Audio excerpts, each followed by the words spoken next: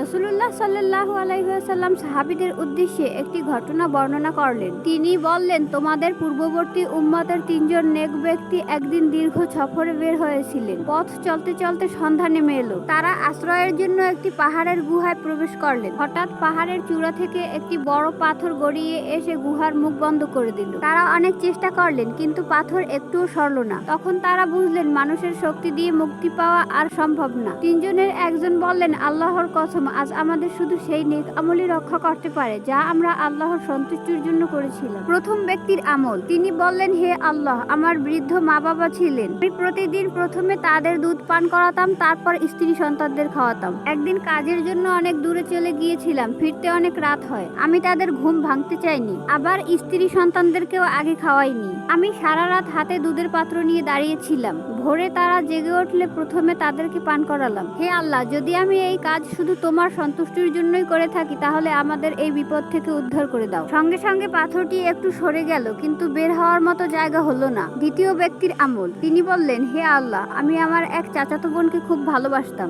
একসময় সে অভাবের কারণে আমার কাছে সাহায্য চাইতে এলো। আমি তাকে অর্থ দেওয়ার শর্তে পাপের প্রস্তাব দিলাম। সে বাধ্য হয়ে রাজি হলো, কিন্তু যখন আমি পাপ করতে উদ্যত হলাম তখন সে কাঁদতে কাঁদতে বলল, আল্লাহকে ভয় করো, অন্যায়ভাবে আমার সম্মান নষ্ট করো না। এই কথা শুনেই আমি কেঁপে উঠলাম। আমি তাকে স্পর্শও করলাম না, বরং সমস্ত অর্থ তাকেই দিয়ে চলে এলাম। হে আল্লাহ, যদি আমি তোমার ভয়ে এই পাপ থেকে ফিরে এসে থাকি তবে আমাদের মুক্তি দাও। পাথর আরো কিছুটা সরে গেল, তবুও তারা বের হতে পারলো না। তৃতীয় ব্যক্তির আমল। তিনি বললেন, হে আল্লাহ, আমার একজন শ্রমিক কাজ শেষ করে মজুরি না নিয়ে চলে গিয়েছিল। বহু বছর পর সে ফিরে এলো এবং তার পাওনা চাইলো। আমি তাকে দিয়ে দিলাম। আমি তাকে বললাম, তুমি যে উট, গরু, ছাগল আর দাসদাসী দেখছো সবই তোমার মজুরি থেকে হয়েছে। সে প্রথমে ভাবলো আমি তার সাথে মজা করছি। আমি তাকে বললাম, না, এগুলো সবই তোমার। সে সবকিছু নিয়ে চলে গেল, আমি কিছুই রেখে দিলাম না। হে আল্লাহ, যদি আমি এই কাজ শুধুই তোমার সন্তুষ্টির জন্য করে থাকি তবে আমাদের মুক্তি দাও। এই দোয়ার সঙ্গে সঙ্গে বিশাল পাথরটি সম্পূর্ণ সরে গেল। 3 জনই নিরাপদে গুহা থেকে বেরিয়ে এলেন।